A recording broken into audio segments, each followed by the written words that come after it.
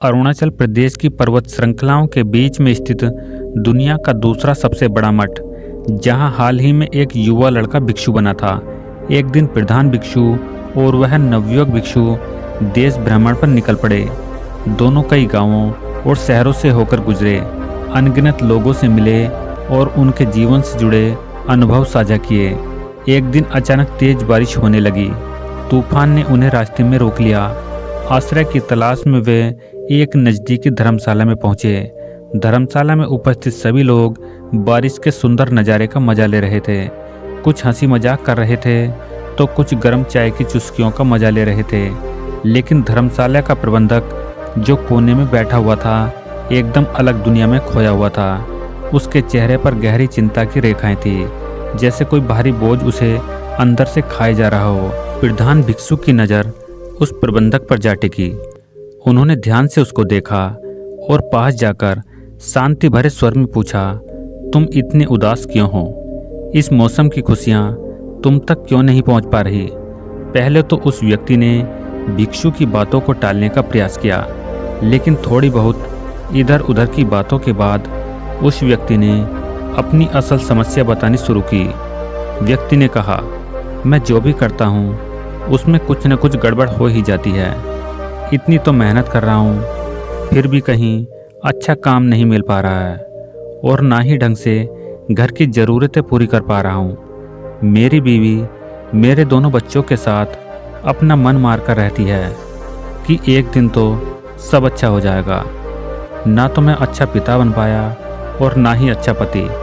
व्यक्ति की यह बात सुनकर शिष्य से रह नहीं गया और उसने व्यक्ति से पूछ लिया कि तुम कहीं दूसरी जगह अच्छी आमदनी वाले काम की तलाश कर रहे हो कि नहीं? इस पर व्यक्ति ने कहा, इसका कोई फ़ायदा नहीं होगा।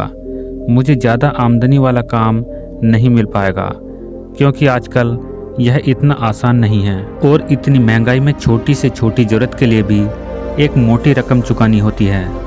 ऐसे कैसे ज़िंदगी कटेगी? व्यक्ति के मुंह से ये सारी बातें सुनने के बाद प्रधान भिक्षु ने एकदम शांत स्वर में कहा, तुम्हारे मन में बहुत बोझ है ना?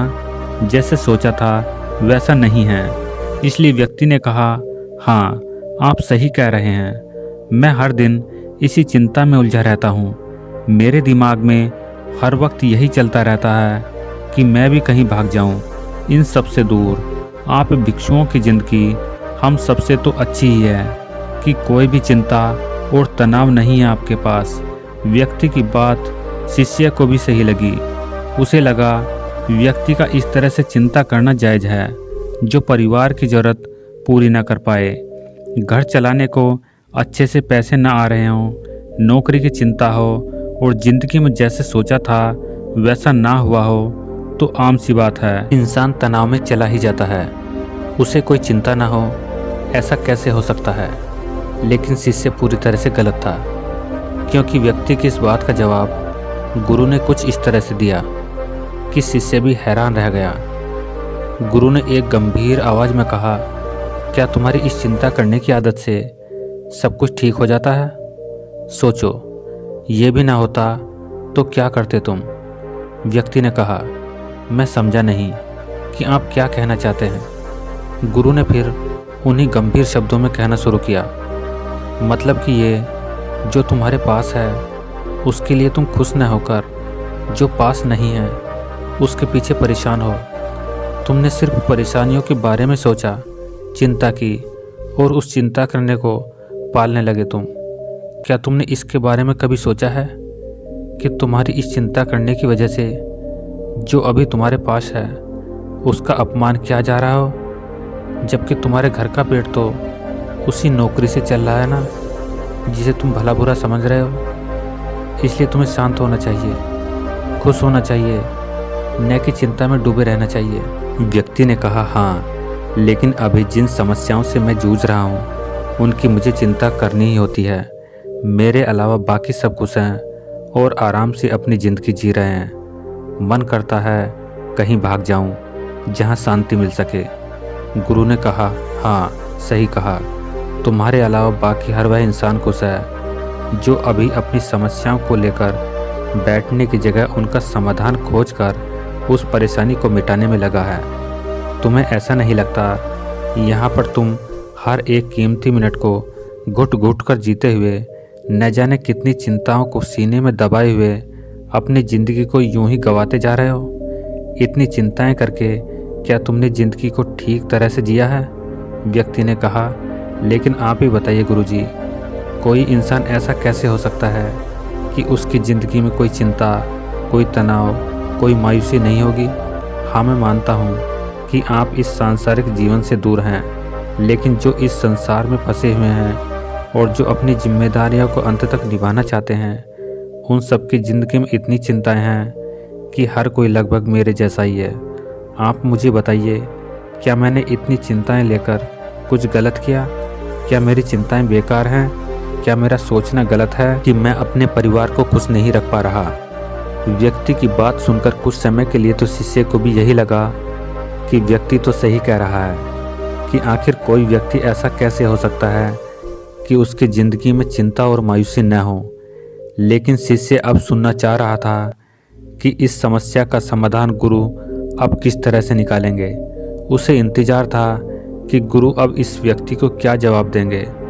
गुरु उस व्यक्ति से शांति भरे स्वर में कहना शुरू करते हैं कि हाँ, यह बात सच है कि दुनिया में इस चीज़ से कोई नहीं बचा।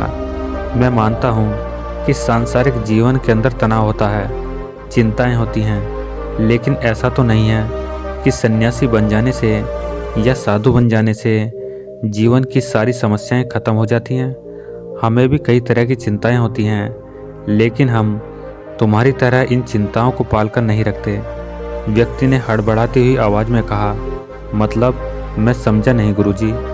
गुरु ने फिर वही गंभीर आवाज़ में कहना शुरू किया, देखो, सिर्फ तुम ही नहीं हो दुनिया में जिसके पास कोई चिंता या तनाव है। एक छोटा बच्चा भी तनाव में जी रहा होता है। भले ही उसे दुनिया की चिंता नहीं होती है, लेकिन उसे इस बात की चिंता होती है कि वह दूसरे बच्चों से पीछे न रह जाए, या फिर उसकी चिंता सिर्फ इतनी है कि आज विद्यालय में शिक्षक के सामने उत्तर सुनाने में गलती होने पर कहीं उसे डांट न पड़ जाए, या फिर कहीं गलती से उसके हिस्से की मिठाई के टुकड़े को उसकी बहन या भाई न खा लें। चिंता या तनाव की कोई बड़ी या छोटी वजह नहीं होती है, या फिर कोई बड़ा पैमाना नहीं होता है कि इतनी छोटी चिंता को चिंता नहीं कहेंगे।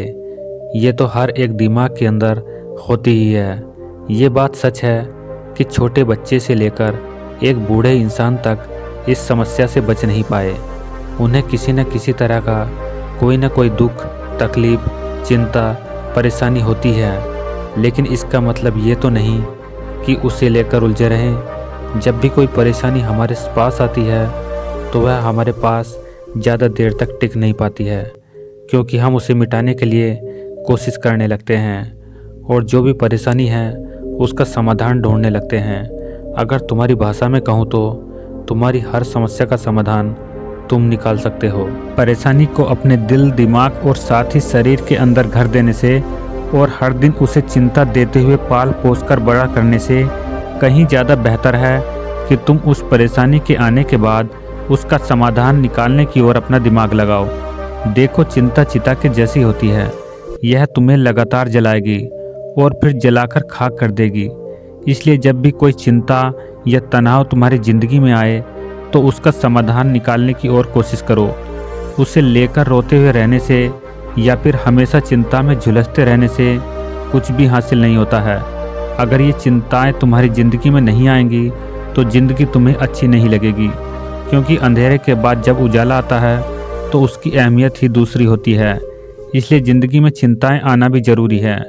यह हमेशा ही कुछ सिखाकर और तुम्हें मजबूत बनाकर जाती हैं। इसलिए अब से इस चिंता में जीना बंद कर दो और अपने इस बचे हुए समय को खुशी खुशी बिताओ।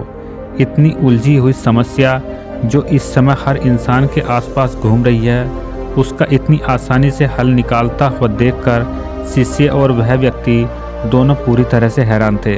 व्यक्ति को बौद्ध भिक्षु की बातें सुनकर ऐसा महसूस हुआ कि शायद हम सब ने अपनी ज़िंदगी को कुछ ज़्यादा ही मुश्किल बनाया हुआ है। हर इंसान को कहीं ना कहीं इन सब बातों का पता होता है, लेकिन हम फिर भी इन चिंताओं में डूबे रहते हैं और अपनी ज़िंदगी को जलाते रहते हैं। उसने सोचा, शायद ये बौद्ध भिक्षु या फिर कोई भी सन्यासी इसलिए शांत और सुलझी हुई जिंदगी जीते हैं क्योंकि वे जिंदगी की उलझनों में छुपी हुई एक उम्मीद की किरण को आसानी से देख पाते हैं। व्यक्ति को बौद्ध भिक्षु की बातों से एक नई ऊर्जा मिली और समस्याओं को देखने का एक नया नजरिया। उसने निश्चय किया आज से वह समस्याओं को लेकर परेशान होने की बजाय उसका समाधान खोजेगा।